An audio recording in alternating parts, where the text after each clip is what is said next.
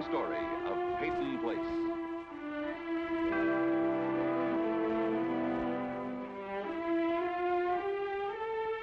Starring Dorothy Malone as Constance Mackenzie, Ed Nelson as Michael Rossi, Mia Farrow as Allison Mackenzie, Ryan O'Neill as Rodney Harrington, Barbara Parkins as Betty Anderson, Tim O'Connor as Elliot Carson, Christopher Connolly as Norman Harrington.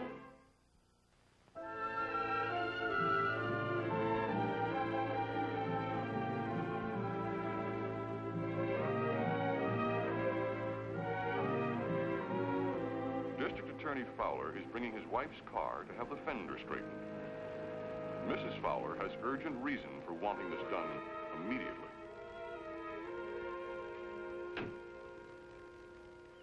Don't tell me they're closed. Well, that's what it looks like. Look, why don't we go home? I'll bring it in tomorrow morning first thing. You know, I remember seeing some lights on at night when we drove by here last week.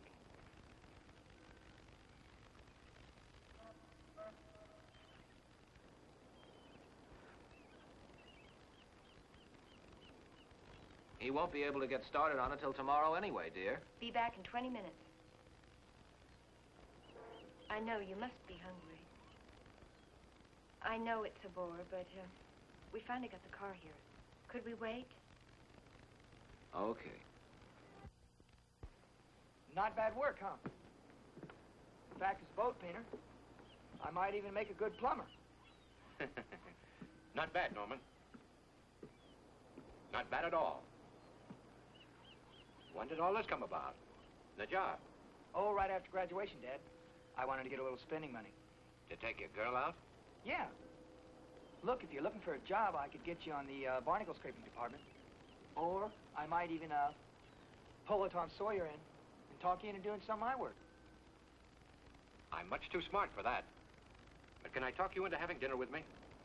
Sorry, Dad. Rita and I are having dinner tonight. Which reminds me, I think I'm kind of late right now.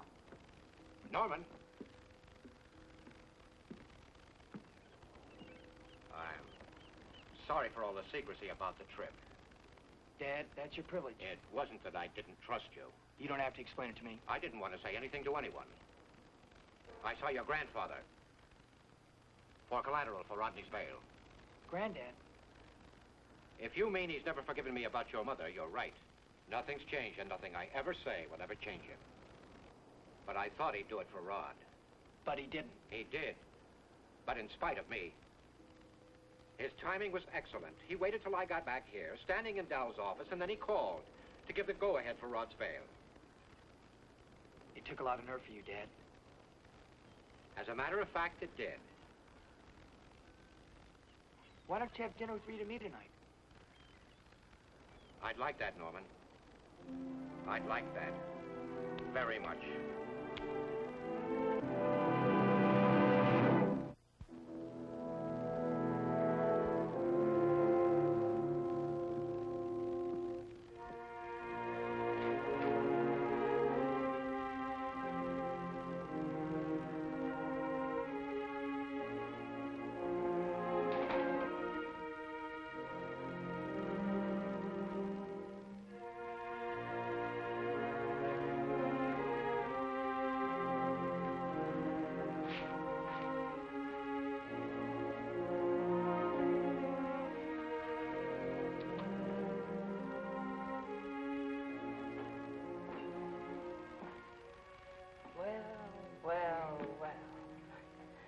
Mr. Harrington.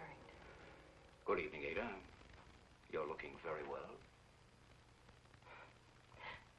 18 years, and he says, "Good evening, Ada. You're looking very well." Now, tell me I don't look a day older. Let's say you were a beautiful girl, and you're a handsome woman. You didn't come here to pay me compliments, Leslie. And you never did make a habit of dropping in for cocktails, so what's the occasion? I've come to escort your daughter to dinner. She had a date with Norman, and I invited myself along. So where's Norman? Home, cleaning up. And you came on ahead of him, for a reason. Well, you must know that I'd want to see you. What's the matter, Leslie? Running out of friends? Let's say I need to know my enemies. They've always outnumbered my friends. But I don't need to tell you that, do I? I was never your enemy. But Elizabeth Carson was my friend. That's past. Yeah, so let's sweep it under the rug. You must be getting good at that. You've had a lot of practice. And you still have your tongue. How did you manage to keep it quiet all these years? I never heard you speak up for Elliot Carson when it might have helped. I had to run a business. I had a young kid to think about. Exactly. And now you know why I'm here. We have mutual interests. My sons and your daughter. What are you getting at? I want to know where you stand, you and Rita. We both know she'll have to testify if Rodney's case goes to trial. Hey, Mom, does this look all right? You've never met Rita, have you? No, I haven't. Rita, this is Leslie Harrington. Hello, Rita. Hello. Norman sent me as his envoy.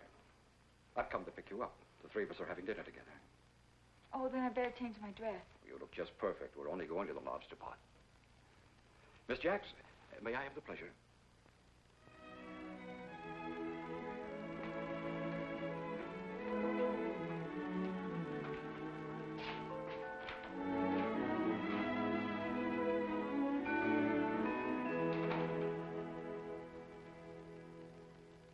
My wife says I don't like her anymore because I started to work a couple of nights a week. What she don't know is I'm doing it to buy her new carpets for cash instead of 6,000 easy payments. How long will you have to have the car, Al? Oh, end of the week.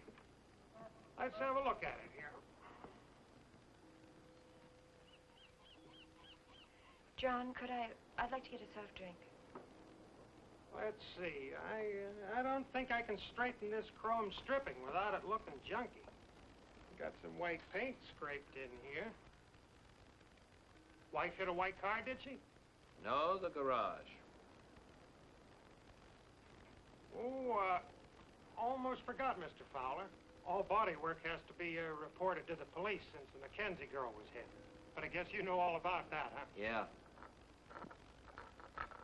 Ah, that darn machine. Likes to take money, but it doesn't like to give anything for it. There you are, Miss Fowler. Sorry I don't have a straw. When did it happen? This morning. This morning, huh? Mackenzie girl was hit Monday night, wasn't she? Yeah. Oh, well, then what am I doing, huh? Only be a waste of time for you if I reported it to the police. Oh, I think you better do what the police told you to, Al. Oh, I think I can take your word for it. No, I don't want any special treatment because of my position, Al.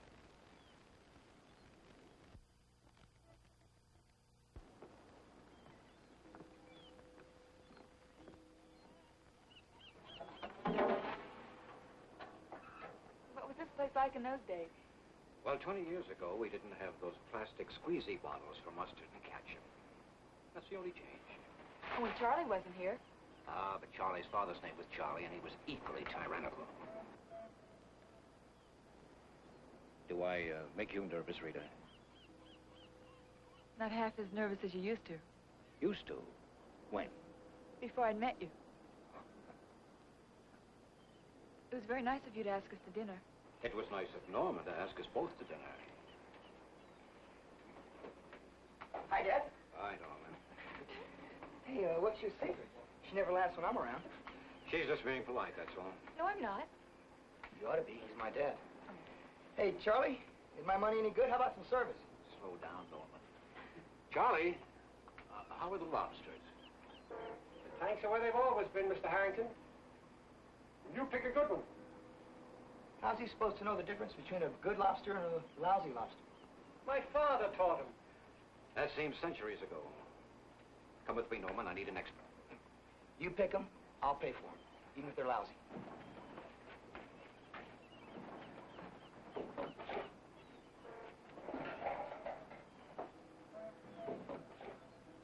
Why so silent? Hey. Hey, yourself. I like him. You're great. He isn't half as scary as I thought he would be. He likes you. How do you know? He could be a lot scarier than he's being.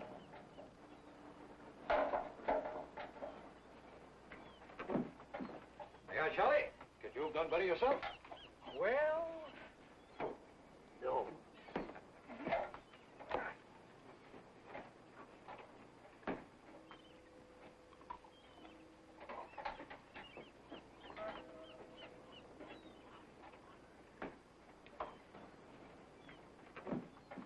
Who's that? Stella Chernick. I thought she was in college. She graduated, then she went out west for a while. Does she upset you, Rita? I'll be right back.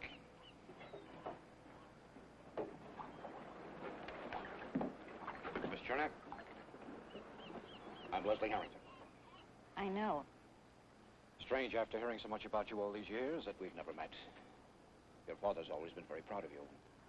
I know. May I ask a favor? Ask.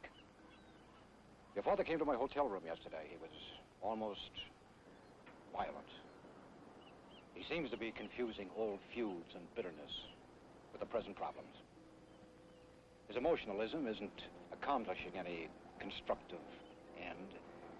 It's just simply muddying the issue. What would you like me to do, Mr. Harrington? Talk to him. He'll listen to you. What would you like me to tell him? Maybe you can change the laws so that your son can get out of jail. But you can't change my father. Not now. His son is dead.